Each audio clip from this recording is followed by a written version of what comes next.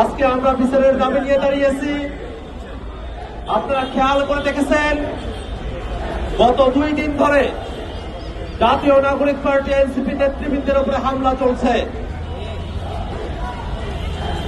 অত্যন্ত অল্প বয়সী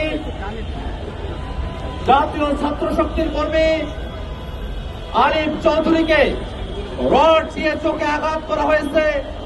আরিফ চৌধুরীর বাম চোখ নষ্ট হয়ে গিয়েছে, ডান চোখ নষ্ট হওয়ার উপক্রম হয়েছে। আমরা খেয়াল করে দেখেছি, এইসব হামলা এবং নির্যাতনের প্রতিবাদে যখন সারা দেশে এনসিপি বিক্ষোভ করছিল, ঠিক সেই সময়টাতে কুড়িগ্রামে, দিনাজপুরে, চট্টগ্রামে, বাংলাদেশের বিভিন্ন জায়গায় জাতীয় নাগরিক পার্টি এনসিপি নেতা কর্মীদের উপরে সশস্ত্র কায়দায় হামলা চালিয়েছে বিএনপির গুন্ডারা। অত্যন্ত দুর্ভাগ্যের বিষয়, আমরা এই গুন্ডামির রাজনীতি, এই সন্ত্রাসের রাজনীতি, এই রড দিয়ে মারার রাজনীতি, বাঁশ দিয়ে মারার রাজনীতি আওয়ামী লীগের সময় দেখেছি। সেই রাজনীতির বিরুদ্ধে বাংলাদেশে 24-এর অভ্যুত্থান সংগঠিত হয়েছিল। 24-এর পরে আমরা বাংলাদেশে আর রড বা শস্ত্রের রাজনীতি দেখতে চাই নাই। আমরা বাংলাদেশে একটা সুস্থ ধারা রাজনীতি দেখতে চেয়েছি।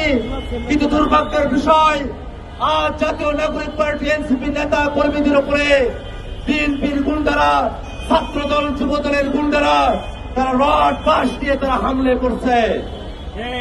আমরা খেয়াল করে দেখছি, যখন আমাদের নেতৃবৃন্দ হবিগঞ্জে পৌঁছানোর জন্য চেষ্টা করছেন, তখন শত শত পুলিশ দিয়ে রাজপথ দখল করে রাখা হয়েছে, ট্রাক দিয়ে পথরোধ করার চেষ্টা করা হচ্ছে। কিন্তু তারা ভুলে গিয়েছে, জাতীয় নাগরিক পার্টি এনসিপি নেতৃবৃন্দ তারা এই অল্প কিছুদিন আগে গুলির সামনে দাঁড়িয়ে হাসিনাকে বিদায় করে এসেছে। তাদের সামনে যদি কোনো ট্রাকও থাকে, শত শত পুলিশও থাকে, সেই শত শত পুলিশ বা বালির ট্রাক জাতীয় নাগরিক পার্টি এনসিপির গতিপথকে রুদ্ধ করতে পারবে না। আমাদের নেতা কর্মীরা, আমাদের আহ্বায়কের নেতৃত্বে তারা হবিগঞ্জে পৌঁছেছেন, সেখানে গিয়ে তারা মামলা করে এসেছেন। কিন্তু দুর্ভাগ্যের বিষয়, মামলা করার 1 দিন পার হওয়ার পরেও এখনো পর্যন্ত কোন হামলাকারীকে গ্রেফতার করা হয় নাই।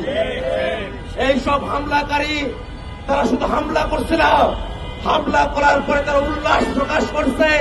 তারা যে হামলা করেছে সেগুলোকে ভিডিও করে, লাইভ করে, ফেসবুকে, টুইটারে, ইউটিউবে, নানা সোশ্যাল মিডিয়ায় তারা সেগুলোকে প্রচার করছে।